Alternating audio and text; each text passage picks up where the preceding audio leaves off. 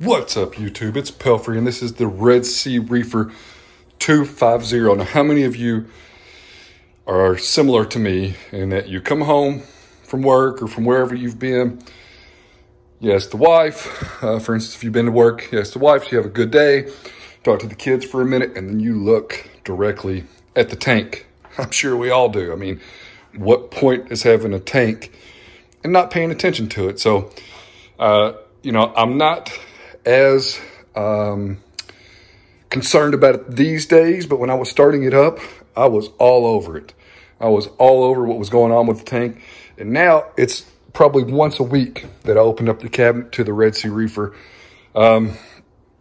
Just a couple things we're going to do today. Something I still need to address is getting a new light bar. So I have that 80-20 mounted to a piece of wood, and I've talked about it before.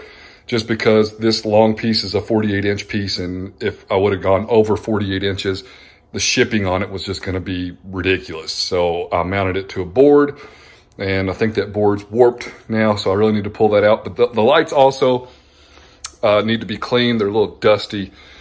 I did take the auto feeder off, which we will discuss in a moment. My salinity issues, no nitrates. Some could argue phosphates are good. Some could argue that they're a little high, a little low, whatever. But I still am dealing with that piece that I've had for months now that never really did anything is gone. This piece back here that was, I think I got it for like $5. The encrusting's still there. And I may get in there and just clip the top of that off to stop that from happening. But all in all the other pieces are doing great in the tank. Let's head over to the kitchen, be a mad scientist for a moment. So I have a lot going on here, obviously. Seems like a lot anyway. It's time for me to make some more nitrate. The tank is still deficient in nitrates. This is the stuff that I love, and unfortunately I don't think I have enough powder in here to accomplish what I need.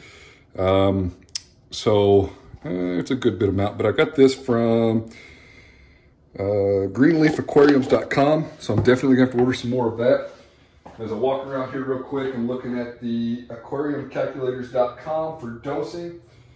Tank volume 70 gallons. I'm dosing potassium nitrate. I'm using teaspoons, roughly 590 milliliters of water, and to get 1 ppm of nitrate per 1 milliliter of solution, I need 42 and a half of these. And this is what I was talking about. So it's RO water. It's a little less than 591 milliliters, which is what this says. So it's probably like 580 milliliters. So I'm going to see how many scoops I can get out of this. It'll be, none is better than some. So that was wrong. Some is better than none. So I'll probably end up using all of this. The good thing is this stuff lasts me a long time whenever I get it mixed up.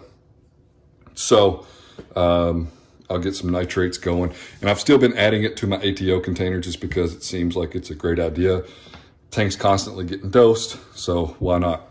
Second off, I've got the Eheim auto feeder off the tank, which it's very dusty from just sitting up there and being neglected. It's been empty for a couple of weeks now.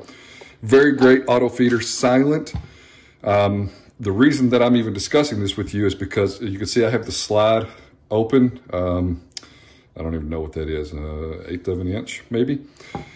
And the reason why I have some of these other items on the table is because these auto feeders, every one of them that I've dealt with, which is this one and the Neptune AFS, this feeder right here opening is very tricky. So you either get, it's way too much unless you have like a koi pond.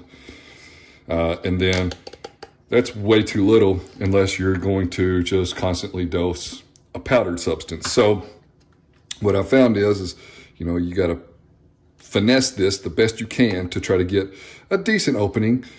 And that's pretty much the default opening. Now, I've had this fish food for a long time, and it's 1.7 millimeters.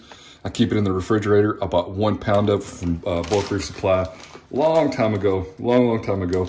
The good thing about this fish food is with it being 1.7 millimeters, it's a pretty good sized food.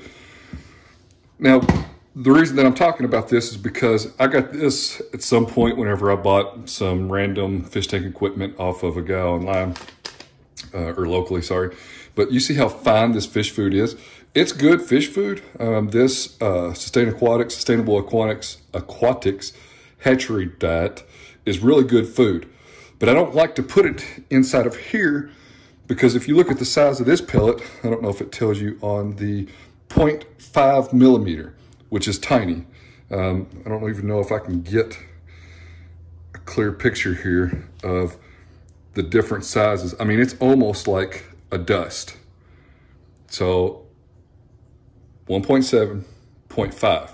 If you fill your auto feeder up with this, you're going to feed the tank a lot of food. So I don't like to put this in the auto feeder. I don't mind to feed it freehand, but just because of the inconsistency of it coming out of the auto feeder, I really don't do that. So I put, because I've used this bottle up, it's actually a mixture of a couple different foods, but it's mainly the Reef Nutrition TDO Chroma Boost. But I also put in a little bit of the Benepets, and this is a powder. So I also put a little bit of that into the auto feeder. I put a little bit of the Coral Frenzy, which is also a powder. And I do not put the 0.5 millimeter Coral Frenzy fish food in the auto feeder for the same reason that I don't put the Sustainable Aquatics fish food in there. But I also mix up these two in whenever I feed a frozen cube. I just add a little bit of this to the frozen cube, let it thaw out, add it to the tank. To show you what I mean, I've added the 0.5 millimeter food to the automatic fish feeder. And I've got the opening set at the default setting. And if I press this button, we'll get a cycle.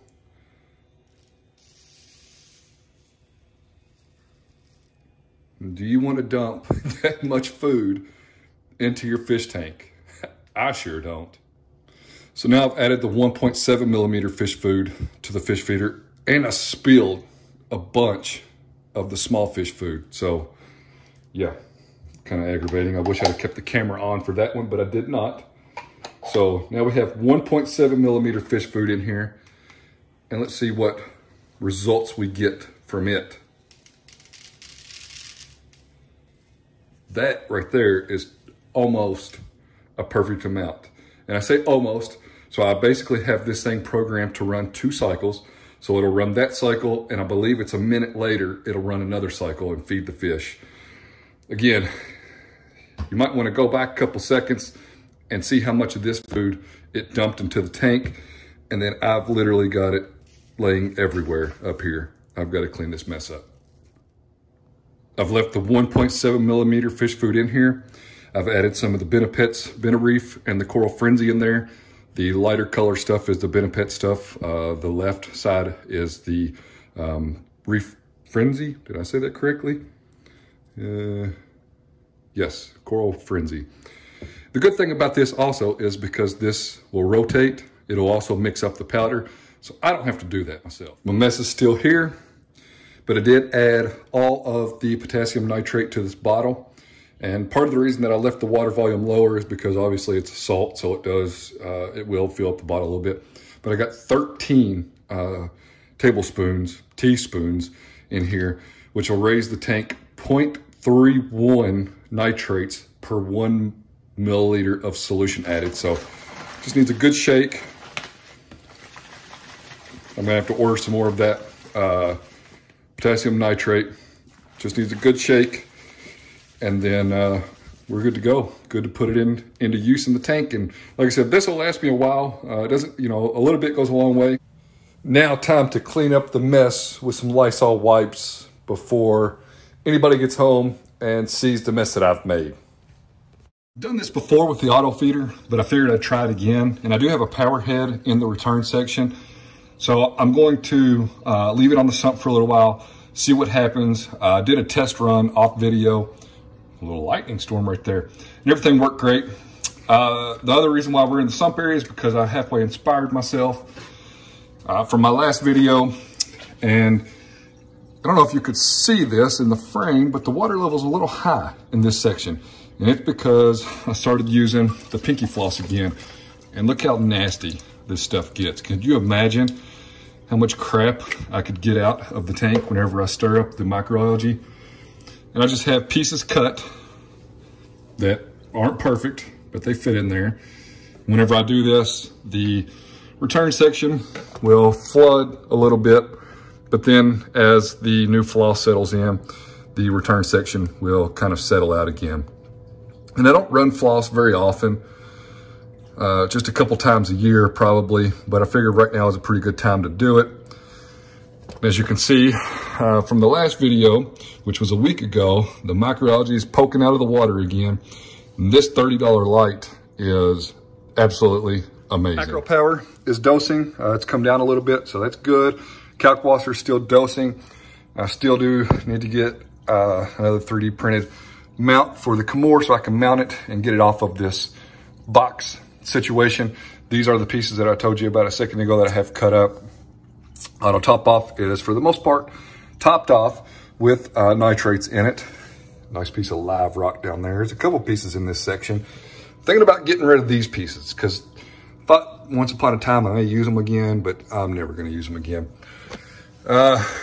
Let's see, what else? What else can I ramble on about? Did clean the glass a couple days ago. It is getting a little dirty again, so I'll probably need to clean that again.